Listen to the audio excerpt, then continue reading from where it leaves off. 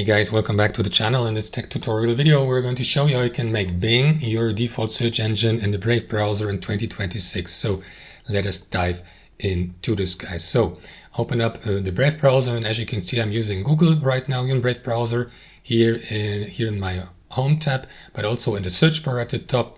So this is how you can change your search engine, guys. Navigate to these three lines at the top right, select settings.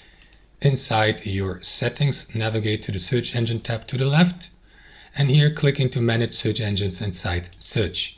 From that menu, guys, simply go through that list here, search engines, and what you want to do is, for example, as you can see, Google's marked as default for now.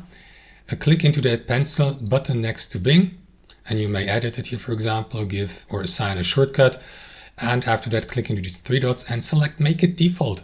And you can do the same for example, for any other browser, so back to Google or DuckDuckGo and so on and so forth, start page. That's how it works. Hope you enjoyed it, got some value from it, and we'll see you next time on our channel.